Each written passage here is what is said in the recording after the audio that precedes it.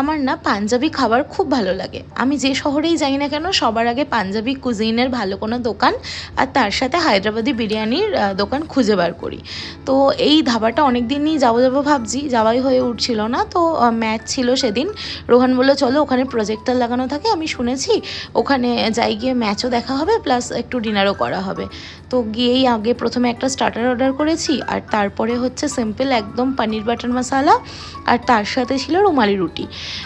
খাবার দাবারটা as per price আমার ওকে লেগেছে, বাট ডেকোরেশন বা ভেতরের অ্যাম্বিয়েন্সটা ভীষণ সুন্দর। এই ধাবাটাতে কোনো একটা জায়গাও বাদ দেয়নি পাঞ্জাবির যে কালচার সেটাকে রিক্রিয়েট করার জন্য। পুরো মুম্বাইতে বসে ফিল পেলাম চণ্ডীগড়ের। তো যাই হোক, আর সব থেকে না বেশি ভালো লেগেছে প্রত্যেকটা কর্নার ওনারা হ্যান্ড পেন্ট করেছেন। আর লাস্ট নট দ্য লিস্ট এই দোলনাটা, বেশ খানিকক্ষণ দোলনা চড়ে নিলাম। এবার বাড়ি যাওয়ার পালা। টুডলস।